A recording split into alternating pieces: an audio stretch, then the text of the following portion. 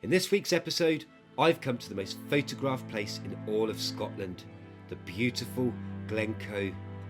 For years, I've been wanting to answer a few questions that I've had about this iconic spot, how it was formed, and a story that I was told about 6 years ago that I just needed to know more about. Glencoe is undoubtedly stunning, but beneath its skin lies a story of betrayal and broken trust, and a feud between clans that to this day still hold resentment. This is the story of the Glencoe Massacre. So, for any of you that have kids, especially toddlers, you'll understand that it's full on, it's intense, especially with working in between.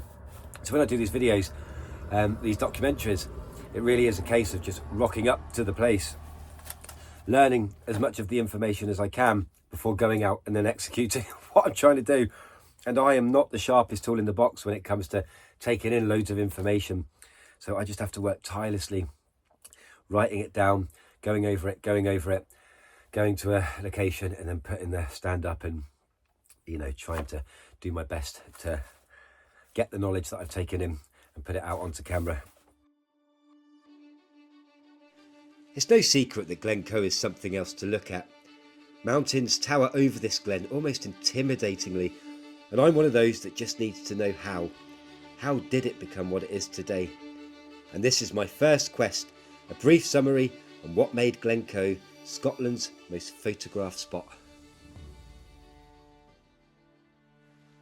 Around 420 million years ago, tectonic plates collided, causing melting of the Earth's crust and the formation of a volcano. Magma was injected into the crust to form sills and then erupted. And as the volcano eruptions happened, eventually the magma chamber emptied. It caused the ground above the chamber to eventually collapse in on itself, forming a large surface area called a caldera. And that is how it stayed for hundreds of millions of years. Now, if you skip 420 million years to the present day and then take a quick skip back to 10,000 years, then if I was stood in this spot, I would be stood underneath 3 miles of ice. And as that ice pushed through Glencoe, it widened the sides and compressed the bottom into this sort of U-shaped mountainous range that we see today.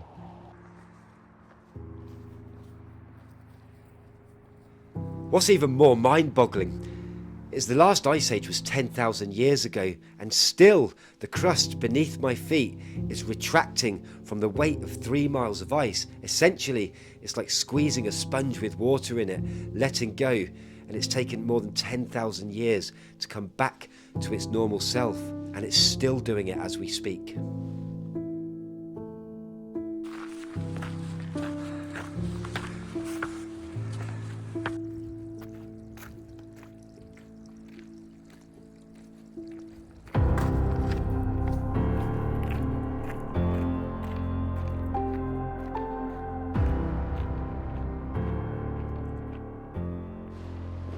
So I've just taken a little dander to the waterfall that you can see behind me and sat there for an hour just minding my own business and just enjoying life. It really is beautiful. And as much as Glencoe is beautiful, it isn't the main reason that I'm here. I'm here because of a story that I heard 6 years ago, and one that hit me so hard that I just had to return one day to come and find out more about it. And it's called the Glencoe Massacre. I'd heard of stories of massacres from clans across Scotland and its islands, and some cringingly brutal, and to be honest, quite widely unknown. So why is the massacre of Glencoe different to any others that I'd heard about? Well, it's because what happened here in Glencoe broke an unwritten rule across the Highlands, and it's known as murder under trust.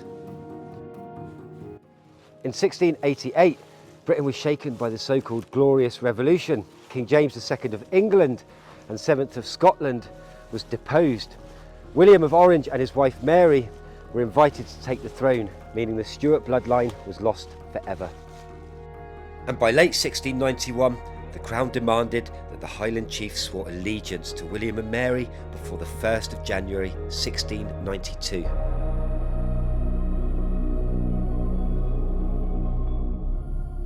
Many up here in the Highlands were fiercely loyal to the Stuart dynasty, and among them was the clan of MacDonalds of Glencoe. To protect the MacDonald clan, their chief, known as MacLean, set out to Fort William to swear his oath to the crown.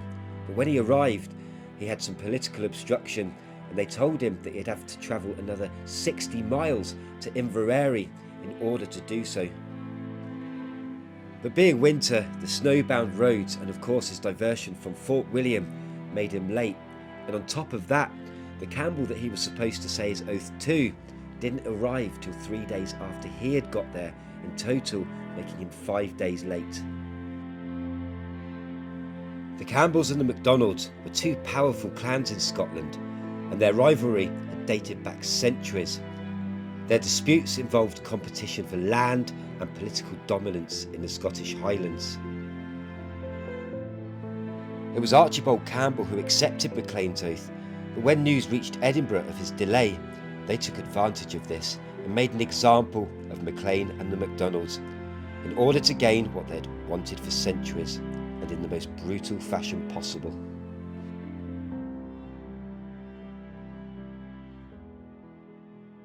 In 1692, 120 men come here into Glencoe under the command of Captain Robert Campbell.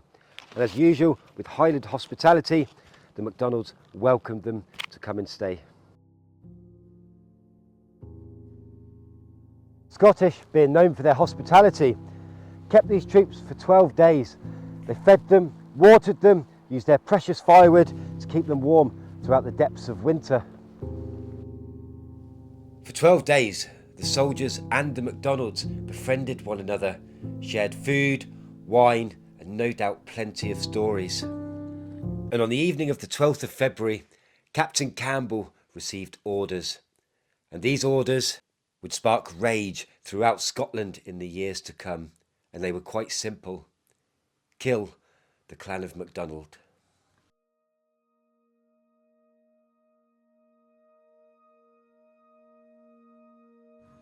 On the morning of the 13th of February 1692, at around 5 a.m, Captain Campbell ordered his men to carry out a massacre.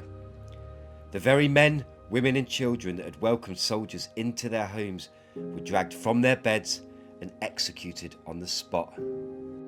Some of the soldiers were so horrified by what was being asked of them that they refused these orders, and it's said they fired shots into the air to give warning to the MacDonalds, giving them a chance to escape, and some had even told them the night before. Some of the stronger, more able managed to claw their way through the snowy valleys to neighbouring clans for safety, but sadly a lot of the elderly, women and children didn't stand a chance and froze to death with nothing more than an oil lamp and the clothes that they were wearing in their beds. This wasn't in any way a battle between two clans like had come before it. This was worse. It was pure murder. It really was the ultimate act of betrayal and breach of trust. The massacre of Glencoe sent shockwaves throughout Scotland and became a symbol of government treachery and oppression. But rather than intimidating the Highland clans, what happened here at Glencoe strengthened the conviction of many Highlanders to keep fighting. It helped unite the Highland clans against the new monarch, and some years later, the rise of the Jacobites.